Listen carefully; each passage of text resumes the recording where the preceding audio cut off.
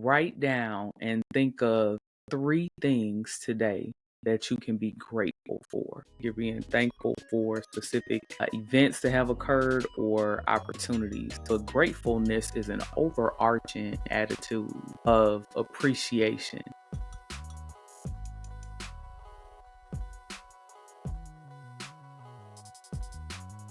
Hey, y'all, welcome back to the Fast Forward Podcast. Today's Dear Little Sis episode is going to be a fairly quick one, but I wanted to make sure that I posted something up on what I know is going to be a short work week for us all because it's Thanksgiving week. When we talk about power, privilege, influence, one of the most important lessons that I've learned and that I hope I can communicate to you all is the importance of both grace and gratitude. It's so important to be thankful for not just the things that we love, but for the journey itself. Y'all, first of all, it's a blessing to even still be here. So many people did not get a chance to wake up and see today. And so many people have not had a chance and may never have a chance to experience some of the incredible blessings that you hold dear and sometimes take for granted. I think about where I am in my life, in my relationships, in my career. And while there are so many things that, of course, I want to change and things that I'm working toward, so many goals I have, I remember the days that I prayed for what I'm experiencing right now. And that alone is a place where we can experience profound gratitude. I look forward to hopefully seeing in the comments you all sharing more information about what is gratitude for you. What are you most thankful for? But first, let's break down what could be the posture of gratitude. Gratitude is not pretending like everything is okay. Gratitude is not pretending like you don't have problems you need to resolve, because you do. I do. We all do. But gratitude does mean that you keep the right perspective to know that most problems are solvable and that there is a way out. When we talk about giving thanks and showing gratitude, that is a posture of optimism. And I've talked about optimism before in both the excellence versus efficiency series, the resilience series, but it's very difficult to show gratitude when you are feeling pessimistic and when you lack that optimism. Please, please, please, if you don't do anything else today, when you hear this podcast episode, write down and think of three things today that you can be grateful for. That you can be grateful for. I felt led, I want to say a couple weeks ago, to go on a deep dive, a study of the difference between thankfulness and gratefulness. And I was really shocked at the difference because in my head, I always use them like synonyms, but there are differences in the meanings of the words. And so to be thankful is to get very specific. You're being thankful for specific events that have occurred or opportunities. But gratefulness is an overarching attitude of appreciation. And so I want you to think today again, what are three things can you be grateful for? That regardless of the fluctuations, that you're grateful of this overarching theme. I'll go first. I'll model what I'm asking you to do. The first thing that I'm grateful for is a strategic mind. One of the things that I've come to appreciate about the way that God made me is that I typically think in strategy. So I'm constantly seeing things that to most folks would be just random occurrences or separate events. And in my head, I see the almost like a dotted line connection between them. And even if I don't see a path to go forward right then, I know how to hold on to those mental connections that I've made to then use later. That has been my saving grace in some really dark times. The ability to recall a thing, again, a seemingly random event or random piece of information and recall it to be able to use in a critical moment. The second thing that I'm particularly grateful for is my ability to thrive in solitude. This is something that unfortunately has been cultivated as a result of childhood trauma and neglect and really difficult relationship patterns in adulthood. But I'm really grateful that I can get things done, be productive, be happy, and even feel comfort in my own presence. I'll never forget when I was on a call and folks were saying that they were uncomfortable with going to dinner alone or going to the movies alone. And I was shocked. I had no idea that this was a thing. And I was like, what do they mean they can't go?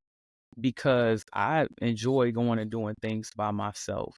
And because I can thrive in solitude, it doesn't mean that I don't have bad relationships, whether friendships, romantic relationships, work relationships, because I do. And I done talked about them on this podcast.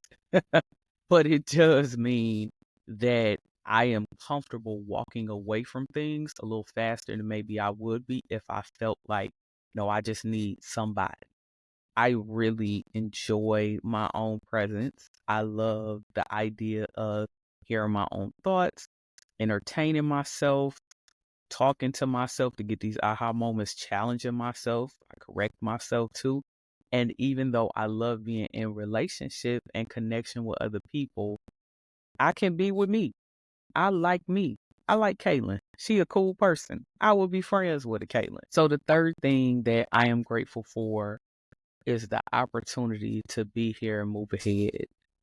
I realize more and more what a precious gift that life is. And when I hear now, I remember being a kid. And first of all, if y'all like me, y'all mamas and grandmas and them always had the news on.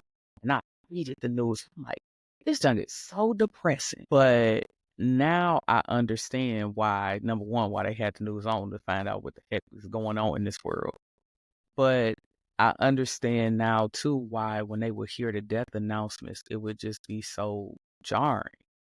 Because when you see how young people are, the circumstances of people's passing, who they leave behind, I just realize what a gift it is to still be here and to still have the opportunity to try to make a good life, a fulfilling life, a purposeful life, a legacy driven life, because everybody doesn't get that chance. So for me, as I transition into thinking about what I need to do for 2025, I'm realizing that that strategic mindset, the ability to thrive in solitude, and the ability to just be present in the land of the living, as my grandma used to say, that's a gift all by itself. The other aspect, though, that I want us to think about with this, I talked about grace. And of course, if you grow up, especially in the black church, like in the 90s, 2000s, and even the 80s, it was like grace, unmerited favor. And yes, that's very important. It's a great aspect. I'll leave that to the actual preachers to talk about that. But I really want to talk more about us being gracious, especially as women. And believe me, I am on the fight of DEI for gender equity and women's equality and women's rights. I totally get that. However, I do think that there is something very special about being able to be a gracious woman. As women, we pay a lot of attention to being a powerful woman, a self-sufficient woman, a beautiful woman, smart woman. But I don't think we put a lot of emphasis nowadays on being a gracious woman. So when I think of graciousness and exuding grace, it's more than the outside. It's more than the superficial stuff. Graciousness is an inner quality of what I would consider a blend of stoicism, empathy, and emotional intelligence that is so needed. We hear stories every day about some of the most beautiful women in the world having some of the nastiest attitudes, horrifying behaviors, disrespectful. You think that they are just like the top chick until they open their mouth and say something. And then you're like, my goodness, how could something so terrible come from somebody so beautiful. I also think that grace relies on intelligence as a factor of emotional intelligence. So emotional intelligence has 5 parts. It's self-awareness, self-management, motivation, relational awareness, relationship management. But you do have to be a little smart to know how to leverage all those things. And when I think about women who I would consider gracious and graceful and the type of graciousness I hope to exude, intelligence is a part of that. It matters how you treat people. It matters how you learn how to check yourself. So I have tons of experiences. I actually just had something happen. I'll take this as an example at a conference I was at in Paris. And, when you go to these conferences, especially the expo part of your transitioning from room to room, you bumping into people you probably haven't seen in a long time. And especially because I was in another country, I would see folks from here in the States. And it was like, oh my gosh, it's so and so. And I had one of those instances. We were walking down to get into this expo park because they had to set up their booth. And we walked into the door of the expo hall, and I didn't realize we were blocking the entrance. We were just excited to see each other stop, and somebody else who we knew walked up to us too. And we just started talking. Da, da, da, da, da, da, we all cracking up. And this man walked up behind me and was like, "You're blocking the whole way," and was just super nasty. And he almost like pushed me particularly. And I have some thoughts about why he felt like he could push me, but I won't get into that here. But I remember the expression of the people around us when he said it. They were horrified that he was so aggressive and so mean about it, when really he could have just said, "Hey, y'all blocking, can you slap to the side?" And I remember it was about 3 different people's facial expressions that stood out to me. And when I say horror, it was really horror. Like they looked like they could not believe that this man did this. And in that moment, I had the chance to respond, and I could have went off. I could have pushed him back. I could have did all types of things. But I remember composing myself and turning, and I said, "Oh, I apologize," and just slid out. Now, in that moment, would I technically have been justified for going the beep, beep, beep off? Possibly, but I'm there to meet colleagues, get prospects who hopefully will become clients. The mental and emotional hijacking that would have occurred from exploding in rage, and then I have to take the time to calm back down, would have probably taken easily 30 minutes to an hour. And I just didn't have that type of time to waste. So rather than allow this nasty interaction to ruin potentially my whole afternoon, I'm gonna just slide to the side. After the fact, I realized that his nastiness said more about him than it ever said about me. Because yes, I shouldn't have been blocking the way, but his reaction to that and his feeling of entitlement to address me in such a way said a lot about his character. And I'm sure other people noticed that. So again, when I think of graciousness, graceful behavior, a graceful woman, it is that management of yourself in that moment. In that moment when you have the chance to react in a certain way. How do you do it? And sometimes that does mean checking people's behavior respectfully, sometimes kindly, but sometimes you don't let stuff slip. Sometimes you have to address folks right then. That's grace too. Graciousness doesn't mean that you're a doormat. And it also doesn't mean that you're coming through like a bulldozer. It is the fortitude and the wisdom and the agility to know when you need to be any or either of those.